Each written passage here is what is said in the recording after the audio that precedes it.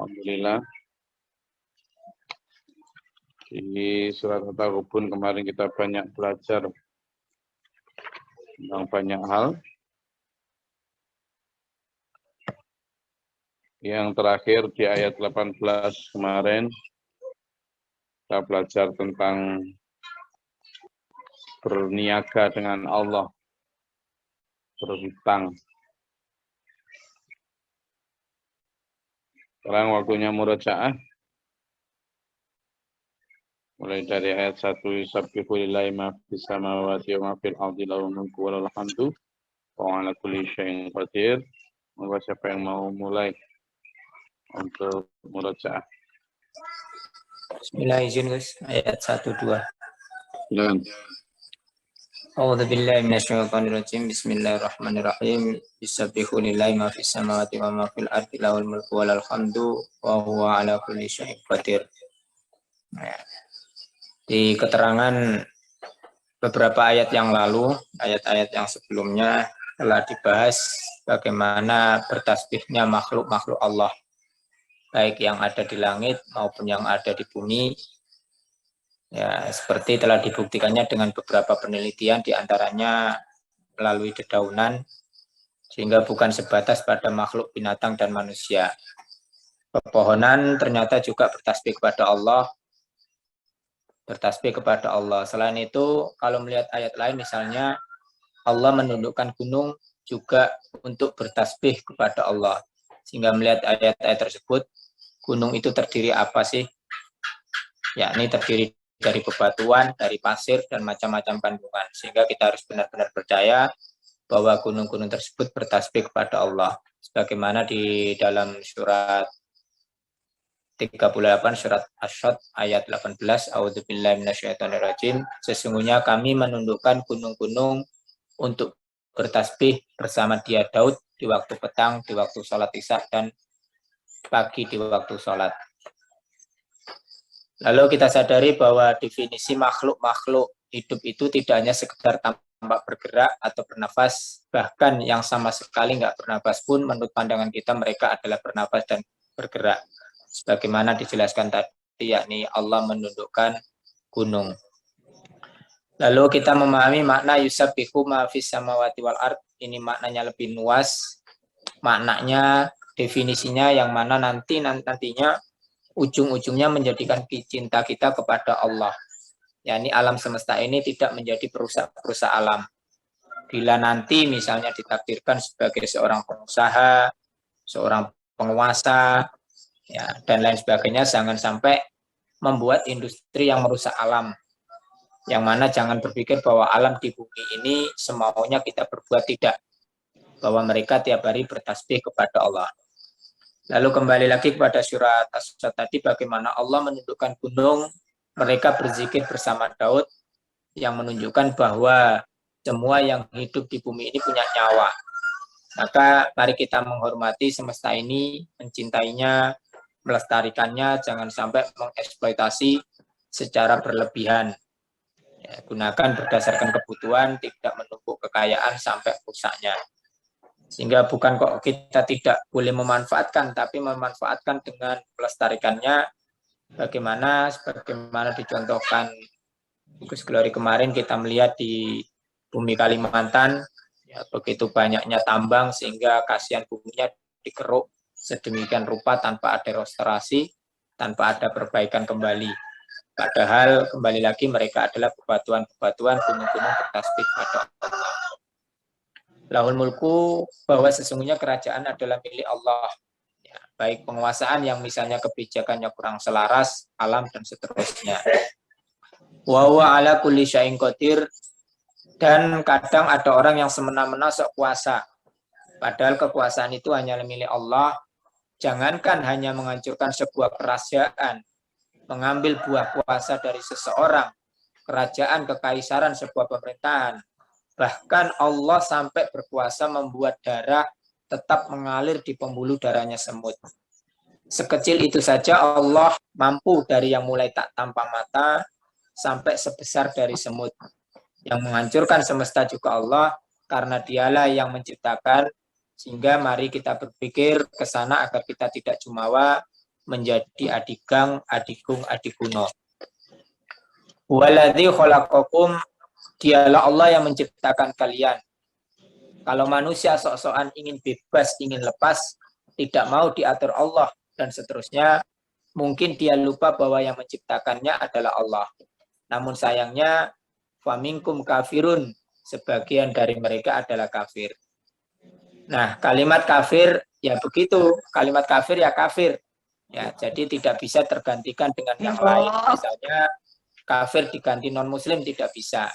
Karena kafir itu artinya adalah ingkar, tidak percaya dengan keimanan, prinsip, teologi atau ketauhidan Islam. Orang yang tidak percaya dengan syariat Islam ya disebut kafir. Nah, kafir ini tidak memiliki unsur dari kebencian, tapi istilah kafir adalah mewakili garis tegas tentang perbedaan pilihan. Orang mempunyai pilihan percaya atau tidak adanya, yakni wa minkum mu'minun. Ketika pilihannya kafir, tidak ada konsekuensi di dunia tapi nanti di akhirat. Nah, di dalam Islam sendiri ada dua istilah kafir, yakni yang pertama kafir dhimmi.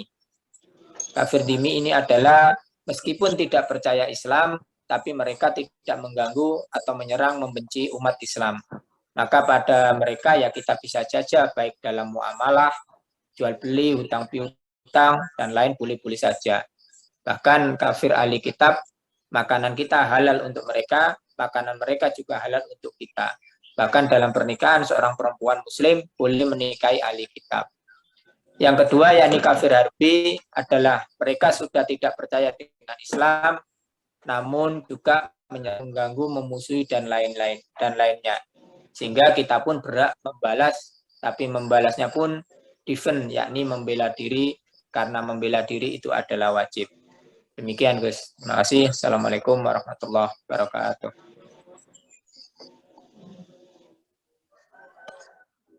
Monggo ada yang mau nambahkan? Yang ayat awal tadi. Luas sekali tadi sudah disampaikan oleh Mas Abid. Silakan. Iya, Mas Rahman apa? Jadi sebentar Gus. Menyampaikan kemarin Gus Wari juga sempat menyinggung tentang program moderasi beragama dari Kemenak. Itu menyatakan bahwa kalau kita itu sama manusia juga harus saling menghormati, antar ciptaan juga saling menghormati, bahkan sama tumbuhan atau benda mati pun kehidupan kita harus bersifat kemanusiaan supaya agar nanti itu alam-alam itu tidak tereksploitasi. Itu merupakan bentuk penghormatan antara sesama ciptaan Allah Subhanahu wa taala. Moga siapa yang mau lanjutnya? Ayat 34 35 kemarin. Moga silakan. A'udzubillahi minasyaitonirrajim. Bismillahirrahmanirrahim. Fa ahsanu suwarukum. Kalau Allah sudah membuat wajah kita sedemikian rupa, kenapa kita dibuat aneh-aneh atau ditambah-tambahin? Padahal di dalam hadis Allah melarang suatu kaum untuk merubah ciptaan Allah dengan alasan yang tidak benar. Allah akan mempercantik rupawan kalian, jadi jangan terkecoh dengan mengikuti standar cantik yang berlebihan. Dan standar cantik antar negara pun, antar daerah saja sudah berbeda-beda. Standar cantik atau ganteng itu memang digencarkan media dengan tujuan agar menjadi standar umum. Sehingga produsen barang kecantikan akan menggenjot produksinya. Jadi sebenarnya kita ini korban produsen. Apakah tidak boleh beli ginjo bedak? Boleh saja, asalkan sekedarnya saja tidak berlebih. Dan tidak bertujuan agar menarik perhatian orang. Tapi tujuan tampil adalah agar terkesan rapi, tidak kucel dan kusem. Jika ada anak lahir cacat tanpa rongga mulut itu boleh dioperasi karena termasuk kebutuhan kesehatan. Seperti cangkok hati, cangkok jantung, itu bukan termasuk merubah ciptaan Allah. Tapi demi kesehatan. Rasulullah memberikan ancaman kepada orang yang menyambung dan disambung rambutnya karena itu termasuk merubah ciptaan Allah. Di ayat 4, Allah mengetahui apa saja yang ada di dalam hati kita, jadi jangan bohong. Nah, ini dilanjutkan dengan tanya jawab, bagaimana dengan orang yang produsen parfum, yakni membuat parfum yang baunya saja bisa menumbuhkan syahwat. Nah, ini haram karena menumbuhkan kemaksiatan. Boleh pakai parfum asalkan bahannya halal dan tidak najis. Kemudian di sini ditegaskan bahwa cara berpakaian dan berdandan di dalam Quran surat An-Nur ayat 31. Nah, promosi produk barang dagangan tetap boleh saja agar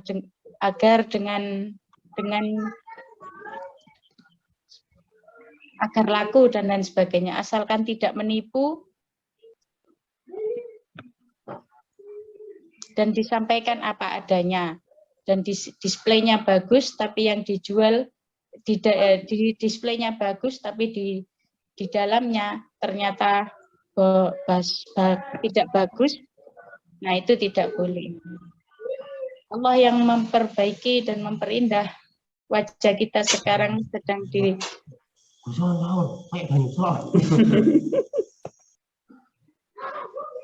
Lanjut. ya, jadi untuk memperbaiki atau memperindah wajah itu tidak diperbolehkan, tapi kita berdandan apa adanya atau sesuai dengan yang sudah diciptakan oleh Allah. Sampun, mungkin ada yang lain menambahkan. Assalamualaikum warahmatullahi wabarakatuh. Oke. Izin menambahkan Gus dan telur-telur semua.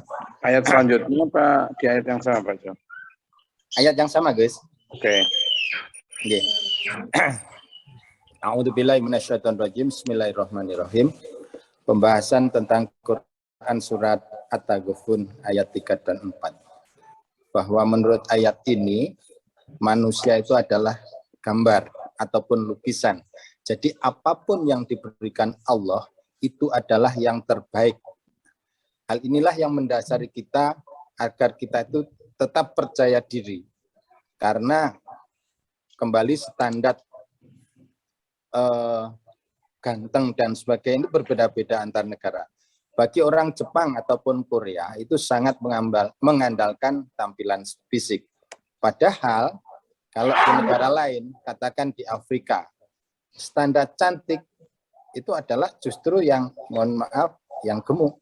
Nah, kemudian di pedalaman Thailand, yang menjadi standar cantik adalah yang panjang rambutnya. Sehingga standar inilah berbeda-beda masing-masing daerah. Ketika disampaikan Allah memperbagus wajahmu atau rupamu, dalam satu hadis juga disampaikan bahwa merubah hasil ciptaan Allah itu berdosa. Dan semua nanti akan kembali kepada Allah. Satu contoh, ada beberapa yang diperbolehkan, contohnya adalah misalkan terlahir sumbing. Nah, kalau ini diperkenankan untuk operasi, ini masuk dalam kategori ikhtiar kesehatan. Bukan tujuan untuk riak dan sombong. Kalau tujuannya untuk riak dan sombong itu sangat dilarang di dalam agama Islam. Akan tetapi standar ahsan di sini sekarang ini kebanyakan itu di blow up oleh media, sehingga yang menjadi standar umum itulah ya produknya laku. Padahal ditegaskan pula dalam Quran surat An-Nur ayat 30 dan 31. Di sana disampaikan untuk ayat 30, a'udzubillahi minasyaitonir bismillahirrahmanirrahim. Katakanlah kepada laki-laki yang beriman agar mereka menjaga pandangannya dan memelihara kemaluannya, yang demikian itu lebih suci bagi mereka. Sungguh Allah Maha mengetahui apa yang mereka perbuat. Kemudian ayat 31 agak panjang di sini. A'udzubillahi minasyaitonir bismillahirrahmanirrahim. Dan katakanlah kepada perempuan yang beriman agar mereka menjaga pandangannya dan memelihara kemaluannya, dan janganlah menampakkan perhiasan auratnya kecuali yang biasa terlihat. Dan hendaklah mereka menutup kain kerudung ke dalam dadanya. Dan janganlah menampakkan perhiasan kecuali kepada suami mereka atau ayah mereka, atau ayah suami mereka, atau putra-putra mereka dan putra-putra suami mereka, atau saudara-saudara laki mereka, atau putra-putra saudara laki-laki mereka, atau putra-putra saudara perempuan mereka, atau para perempuan sesama Islam, atau hamba sayang yang mereka miliki, atau para pelayan laki-laki tua yang tidak mempunyai keinginan terhadap perempuan lagi, atau anak-anak yang belum mengerti tentang aurat perempuan, dan janganlah mereka menghentakkan kakinya agar diketahui perhiasan yang mereka sembunyikan. Dan bertaubatlah kamu semua kepada Allah, wahai orang-orang yang beriman, agar kamu beruntung. Itu kurang lebih untuk tambahan dari surat At-Taghabun ayat 4 dan 5, Gus. Nggih, matur suwun.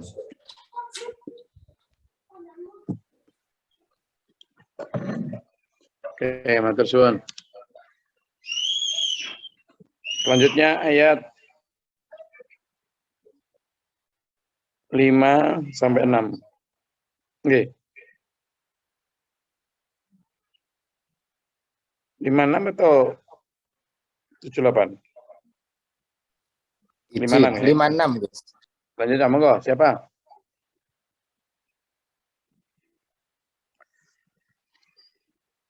Ayo, yang biasanya diem itu semuanya nyoba, enggak apa-apa ya. Bismillah. Nanti kapan-kapan gantian sampean yang nafsirkan, saya tak yang dengerin. Lalu Warahmatullahi wabarakatuh. ya, waalaikumsalam. Siapa Fatih Kukar ini? Ini ya kula Gus Fatih. Oh, Mbak Mustaqimah. Nggih. Kalimantan. Ya, auzubillahi minasyaitonirrajim. Bismillahirrahmanirrahim. Dalam mohon izin untuk menyampaikan Quran surat At-Taghabun ayat 5 sampai 6. Di sini ada beberapa kriteria, yakni yang pertama adalah walaupun itu diturunkan berbagai macam mukjizat, mereka itu tetap tidak berkunjung untuk beriman. Di zaman setiap pengutusan Rasul itu selalu ada diskursus. Mereka mengatakan standar Rasul itu seperti malaikat. Masa Rasul kok manusia biasa berjalan atau berjalan di pasar? Dan Allah pun juga begitu. Allah maha kaya, lagi maha terpuji. Tidak membutuhkan harta mereka, namun tidak butuh ketaatan mereka jika kita tetap tidak mau untuk beriman. Kriteria selanjutnya yakni adalah sama saja umat sekarang. Pada saat umat sekarang adalah membuat standar kerasulan, mereka adalah yang lulusan misalnya Korea atau Yaman dan lain-lain, tanpa memahami standarnya Allah, yang sudah tertera dalam Al-Quran dan Al-Hadis. Nabi Muhammad sendiri pun diwanti-wanti oleh Allah, jangan kagum terhadap mereka yang seolah-olah itu pandai, wangi, terpandang pangkat, dan punya kedudukan tinggi, padahal Allah punya standar sendiri. Kriteria selanjutnya adalah, maka dari itu ayo kita perluaskan cara pandangan kita terlebih dahulu. Jangan merubah mindset orang dulu. Misalnya, ini ada tutup botol, kalaupun itu diisi air dari gelas, maka dia akan mengatakan penuh, fakta apa itu tidak. Namun sebaliknya, kalau tutup botol pun ingin menambah isi gelas, apakah gelas akan mengatakan penuh? Kan tidak. Jadi karena memang sudah lebar tempatnya. Nah, perumpamaan itulah dan seterusnya.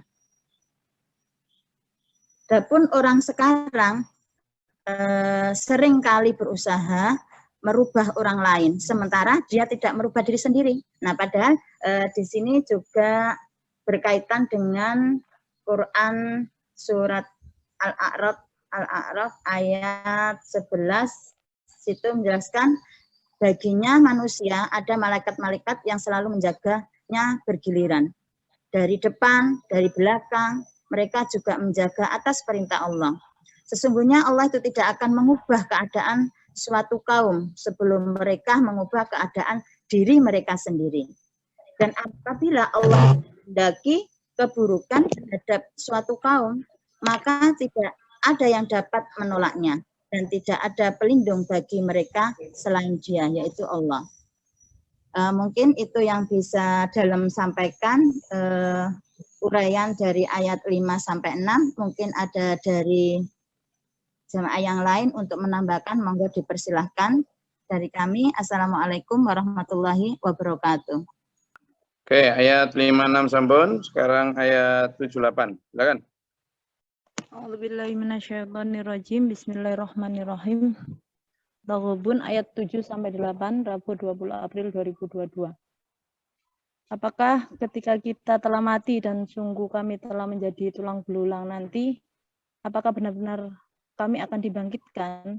Ini pertanyaan yang dilontarkan kepada Nabi Muhammad. Kalau kita lihat ayat ini, apa yang disampaikan orang-orang kafir itu seolah-olah kita salahkan dasar orang kafir, padahal kalau kita hidup bersama mereka juga akan ikut menyalah-nyalahkan. Ketika orang-orang kafir tidak percaya bahwa manusia yang akan mati akan dibangkitkan, itu tidak logis dan secara ilmiah tidak bisa dibuktikan. Masih bersifat empirik yang tidak mungkin bisa dibangkitkan. Amantu biyaumil qiyamah, kalau memang percaya kok tidak segera banyak-banyak persiapan umat di dunia ini.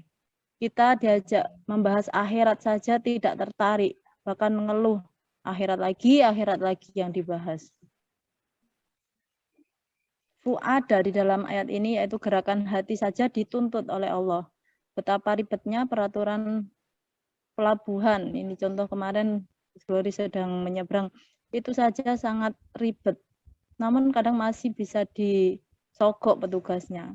Namun kalau nanti proses di padang mahsyar hari keadilan yang ditungguin malaikat tidak bakal bisa disogok atau dinegosiasi. Quran itu sudah jelas dan ayat-ayatnya kebanyakan muhkamat, sedikit sekali yang mutasabihat. Jadi tidak perlu dicarikan dalil-dalil atau takwilnya lagi. Kemudian diakhiri dengan tanya jawab Budiah. Kemudian Gus Glory juga menerangkan tentang kisah Nabi Yakub yang diuji sakit bertahun-tahun. Itu adalah sebuah rekayasa setan yang berusaha menggugurkan iman. Namun setan tetap tidak mampu. Sudah itu saja Gus. Terima kasih. Mungkin dulu-dulu ada yang menambahkan, dipersilahkan. Sedikit menambahkan Gus nih. Kemarin Gus Glory beliau menyampaikan juga tentang ilustrasi sederhana bagaimana kita harus benar-benar mempersiapkan kehidupan akhirat itu. Ilustrasi sederhananya adalah begini.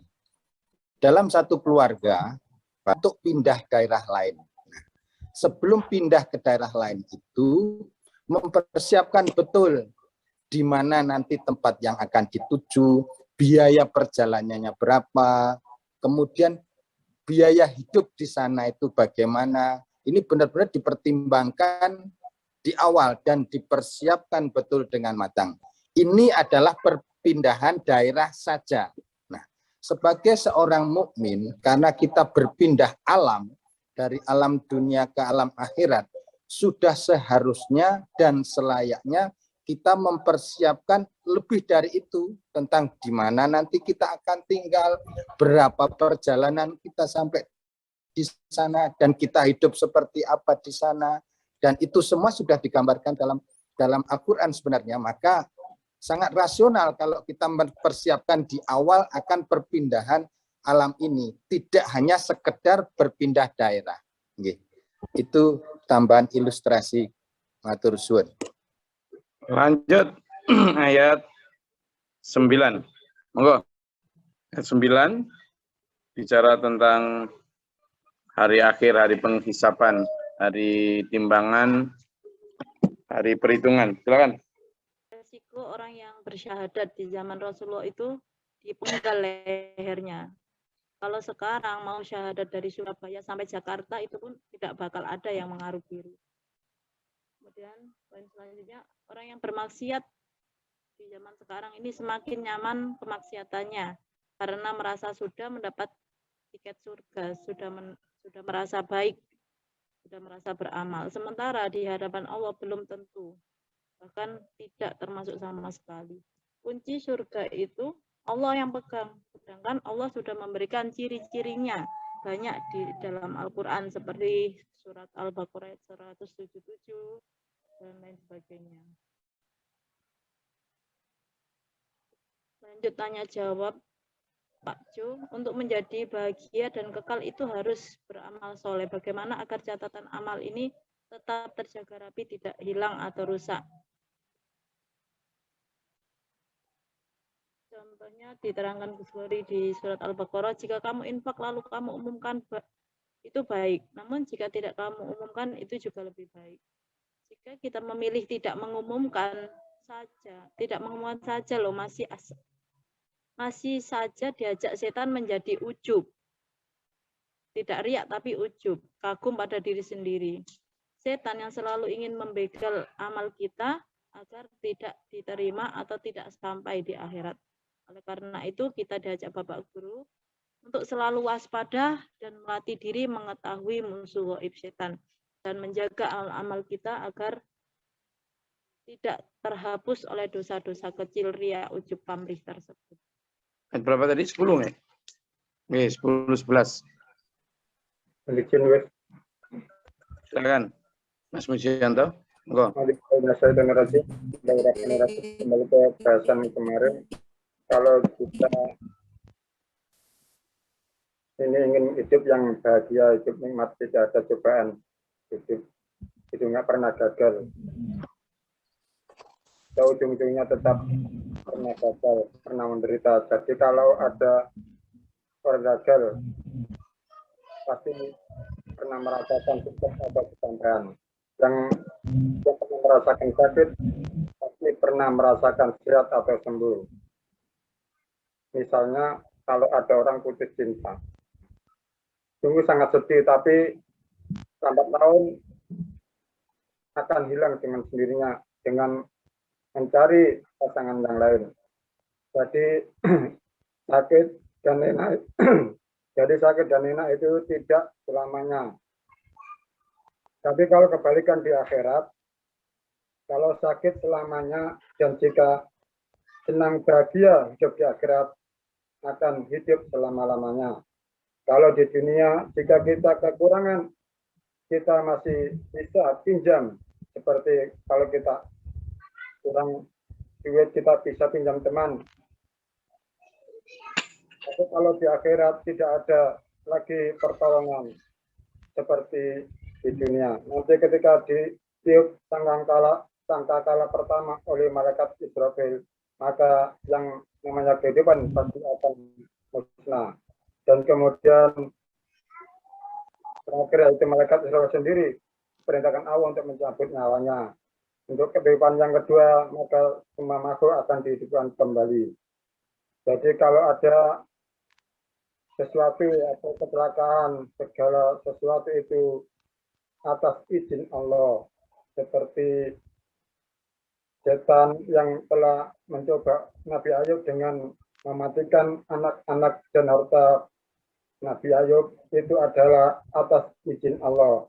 Tetapi Allah tahu kalau Nabi Ayub adalah hambanya yang sabar dan tetap beriman. Allah mengetahui segala sesuatu. Jadi kita ini bebas dan tidak bisa memilih. Usia kita sudah tua. Ikutilah apa yang kita ditentukan oleh Allah. Umur kita sudah tinggal sedikit lagi. Kita sudah mau berangkat ke dua alam lagi, yaitu alam kubur dan alam akhirat. Apakah perjalanan kita sudah cukup isinya? Mari kita menyiapkan segalanya. Ayat 9 kita setahun ada 365 hari, hanya diminta Allah 30 hari. Itu pun masih lagi diminta Allah 10%, yaitu di akhir-akhir bulan Ramadan untuk beriktikaf menyambut Lailatul Qadar. Demikian Gus. Shadaqallahul azim.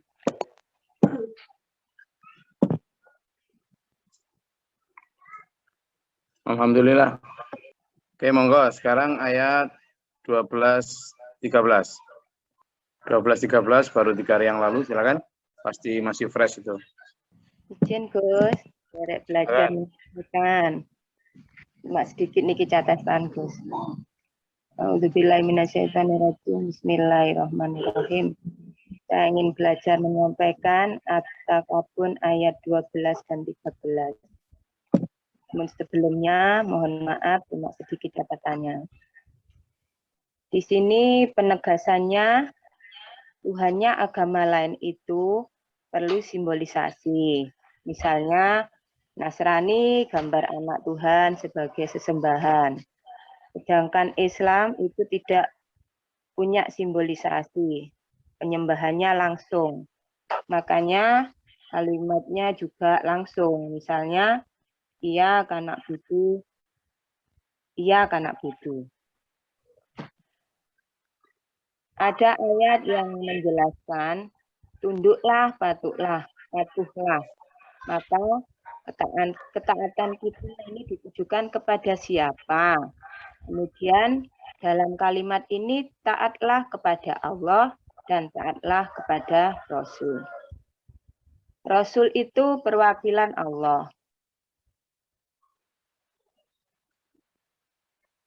Di bumi, maka hukum-hukum Allah itu dilewatkan kepada Rasul.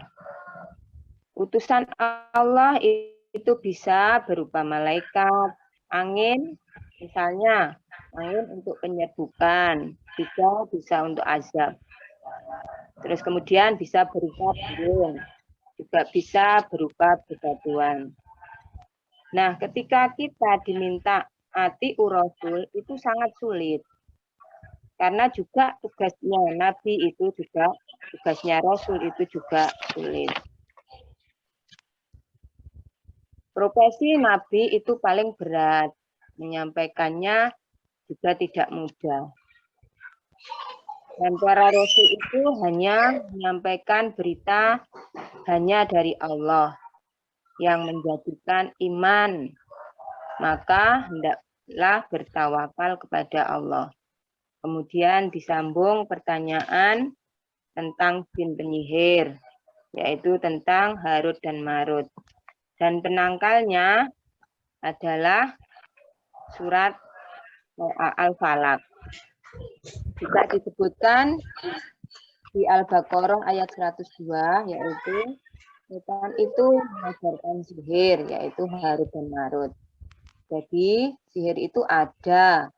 Termasuk Nabi Sulaiman sendiri juga pernah kena sihir, yaitu tidak bisa keluar dari hutan. Demikian Gus penyampaian dari saya. Bila ada yang menambahkan monggo. Matur suwun Gus. Assalamualaikum. Lanjut ayat 14-15. Monggo silakan ayat 14-15. Baru 2 hari yang lalu fresh Mas Yan. Siapapun, monggo kalau yang punya ingatan atau catatan silakan. Bismillahirrahmanirrahim. Assalamualaikum warahmatullahi wabarakatuh. Saya temannya Pak Jo, Gus. Maksudnya berarti bukan teman saya. Sabar, salah tekan. Jangan ada komplain. Sabar, guys. Ini Pak Budi yang mana ini? Wajahnya nggak kelihatan soalnya. Iya. Pak Budi yang temannya Pak Jo, Gus. Oh iya. Bukan temannya Mas Borman. Saya pernah dengar namanya. Iya. Bismillahirrahmanirrahim. Terkait dengan surat At-Takabun ayat 14-15. Silakan Pak Budi. Kita harus memaknai surat ini dengan arif bahwa Allah itulah yang maha benar. Kenapa istri dan anak-anak dinyatakan sebagai musuh? Asbabul nuzul ayat ini, ada penduduk Mekah yang dalam satu keluarga masuk Islam. Akan tetapi anak dan istrinya tidak mau diajak pindah ke Madinah. Jadi setelah masuk Islam, sang suami mengajak keluarganya untuk hijrah ke Madinah. Namun anak istrinya tidak bersedia ikut. Setelah berada di Madinah, sang suami yang bermaksud menghukumnya.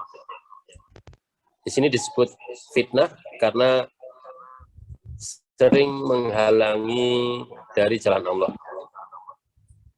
Sebagai contoh atau ilustrasi, suami yang sudah memiliki kewajiban baik lahir maupun batin, tapi ketika mau sedekah keramik untuk masjid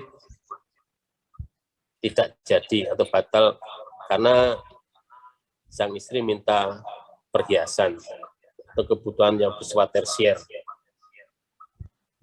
Hal semacam ini perlu diwaspadai karena menjadi aduan atau musuh. Kadang ada juga suami istri yang rajin buat beribadah, tetapi anaknya yang menggoda, anaknya nakal lah. Dalam ayat lain juga diberitakan bahwa setan diberi kesempatan oleh Allah untuk menggoda, baik melalui harta, keluarga, anak, akan tetapi tidak akan mampu menggoda bagi umat yang bertakwa. Posisi anak istri adalah sebagai korban. Oleh karenanya harus diingatkan dengan baik-baik. Kecintaan harta dan anak-anak adalah sebagai bentuk sayang mereka lahir batin dunia akhirat. Jangan atas nama kasihan atau sayang dan tidak bisa menegur anak-anak yang misalnya waktunya berhijab harus berhijab, tapi masih belum berhijab, atau orang tua yang membiarkan saja.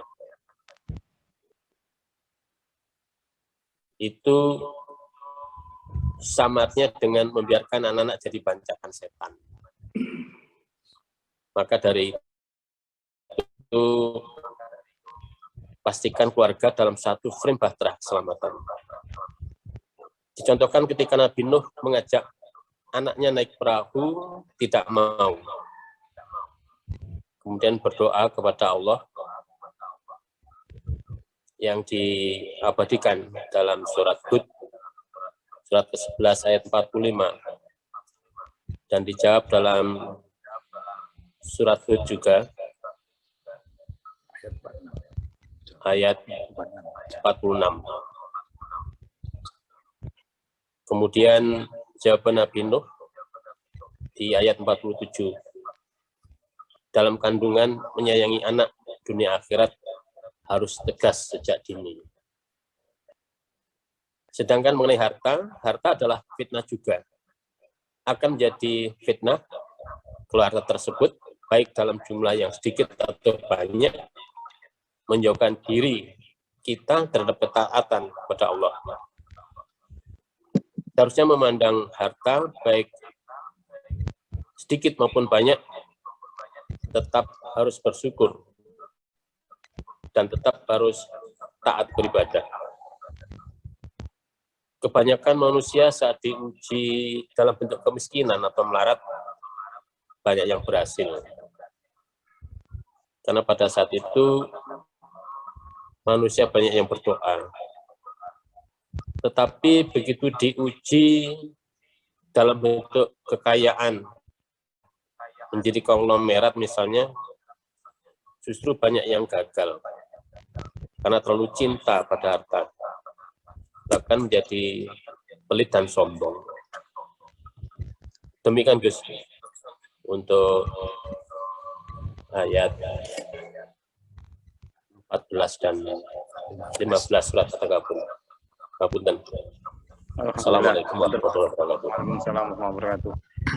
Cukup luas. Sekarang lanjut terakhir ayat 16, 17, 18. Untuk kemarin ini. Wah. Oke, izin Gus. Assalamualaikum warahmatullahi wabarakatuh. Oke, untuk ayat 16, takwa itu di setiap keseharian kita, mastata'tum. Ini yang kadang dipakai manusia sebagai permisif, Contohnya, mampu bawa batu bata 20, hanya bawa 5 saja. Kalau seorang supir nggak mampu puasa, bilangnya wong safar itu tidak puasa apa-apa. Loh ya tidak puasa terus wong safar. Mastata'tum itu semaksimal kamu mampu, semaksimal kamu mampu, tidak semau kamu. Patokan kita Rasulullah tentu tidak mampu seperti Rasulullah, tapi standar kita diarahkan ke sana. Terus dengarkanlah serta taatlah. Orang yang beriman tidak membedakan Nabi Rasul. Mereka sami'na wa ta'na. Kalau di Yahudi ada sami'na wa asoina. Bagi orang yang mukmin tidak ada negosiasi. Kadang kita masih negosiasi. Hidup beragama itu simple. Ibaratnya Nabi Rasul yang masak, kita tinggal makan. Terus Nabi Muhammad membawa Al-Quran itu taruhannya nyawa atau mati. Dengan perang, sedengah, dan cucuran air mata, sampai di kita itu sudah jadi. Kita tinggal ikut saja. Tapi masih nego, disuruh berjilbab, katanya sumuklah. Aurat itu bukan hanya tubuh, tapi kehormatan. Bahkan tidak boleh ketat, jilbab itu tidak boleh ditekuk ke leher. Kita disuruh bertutup aurat agar tidak menarik perhatian, tapi malah berjilbab dan berdandan untuk menarik perhatian. Itu gimana? Terus berinfaklah apa yang baik. Jadi jangan infak yang buruk-buruk. Tapi kalau ada musibah yang diinfakkan itu justru baju yang bekas-bekas. Kita tidak boleh berinfak sesuatu yang kita sendiri memincingkan mata atau tidak mau mengambil. Dalam surah Al-Baqarah ayat 267. Terus yang ayat ke-17, jika kamu memberi pinjaman kepada Allah, maka Allah akan mengembalikan berlipat ganda. Tapi tidak di dunia itu, di akhirat. Tingkatannya, 1, diberikan itu langsung tidak mau. Terus Allah diutang, masih tidak mau. Terus dibeli, masih tidak mau juga. Terus ayat yang ke-18, Allah yang mengetahui yang gaib dan yang nyata. Jadi hamba yang musyrikun, jadilah hamba yang musyrikun karena dijaga dari sifat pelit. Kalau kita kaya raya tapi pelit, di mata Allah itu orang yang rugi. Qardon hasanan itu investasi terbaik, yaitu wakaf di masjid, sekolah, dan lain-lain untuk kepentingan umum. Ngaten Gus, matur suwun. Assalamualaikum warahmatullahi wabarakatuh. Ada yang nambahkan untuk yang terakhir kemarin?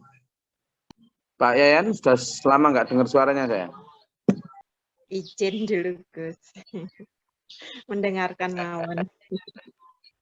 Yang penting sehat. Alhamdulillah. Ada lagi? Oke. Alhamdulillah surat At-Taghabun sudah kita selesaikan. Dan yang jadi mark atau penanda dari surat At-Taghabun ini ada di ayat yang terakhir-terakhir itu ya, mulai ayat 14, 15, 16, 17.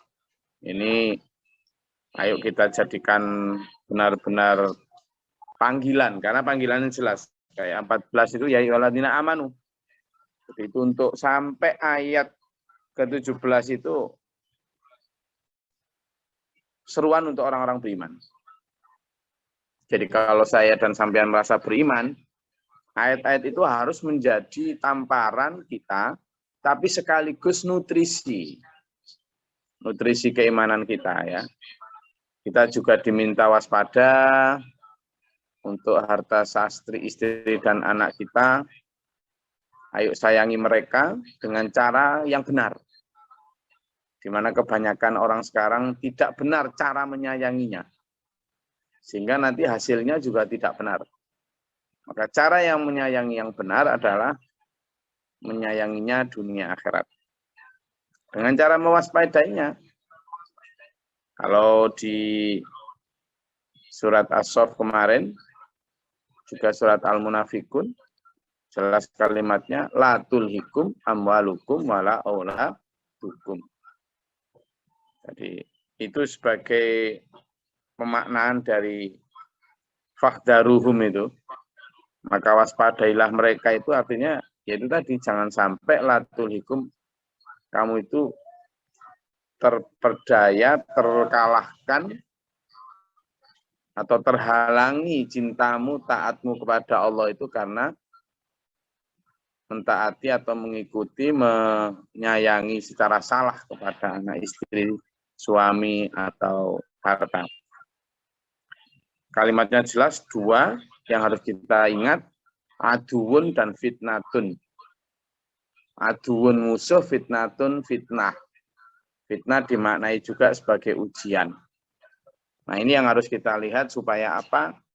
Kita tidak keliru, kebablasan, nyayangi istri, nyayangi anak, suami, sampai kemudian kalah dalam hal kita ketaatan kepada Allah. Perlu diingat, nanti di akhirat, kita itu akan datang sendiri-sendiri. Jangan sampai kebersamaan yang sementara di dunia, membuat keselamatan sampean di sendiri-sendiri di akhirat tergadaikan. Jangan sampai.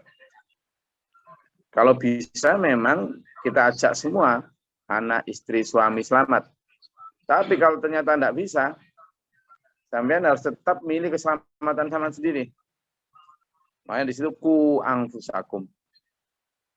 Selamatkanlah dirimu, baru ahlikum.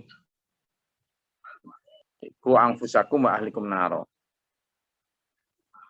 Ya, secinta apapun sampean kepada suami, istri, anak, hubungan itu adalah hubungan di dunia. Ketika nanti di akhirat, tidak ada lagi sudah. La khullatu wa la syafa'ah. Quran itu. Jadi bahkan kandung sampean pun itulah hanya orang yang ditakdirkan Allah hadir ke bumi lewat rahim sampean, gitu aja. Ditakdirkan ke bumi lewat genetika atau sperma sampean, gitu aja.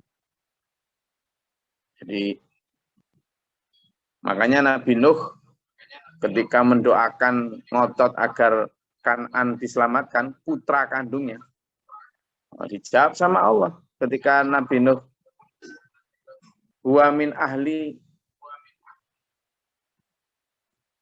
dia adalah keluargaku, dia adalah anakku ya Allah. Ditegur sama Allah, enggak, dia bukan keluargamu. Gitu. Nah ini menunjukkan bahwa yang menjadi landasan utama keluarga kita adalah keluarga ideologis, tidak sekedar biologis. Maka sayangi anak kita, suami istri kita, agar menjadi ya keluarga biologis, ya keluarga ideologis. Semoga Allah merahmati kita, menuntun kita dalam siratal mustaqim ila akhirih hayat husnul khatimah. Amin. Allahumma shalli wa sallim wa barik ala sayyidina Muhammad. Allahumma fil mu'minin wa la muslimin. Allahumma atina fi man hadayta wa afina fi man afayta wa lana fi man tawallayta wa barik lana fi ma atayta wa qina sharra ma qadayta fa innaka taqdi wa la yuqda alayka. Astaghfiruka wa atubu ilaika wa sallallahu sayyidina Muhammad.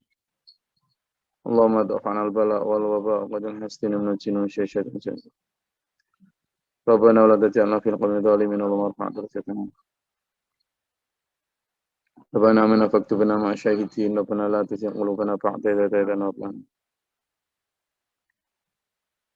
Rabbi a'udzu bika min hamazati syaitan wa a'udzu bika rabbi yahdurun. Rabbana waj'alna muslimina laka wa mutiratan wa muslimin laka wa alayna.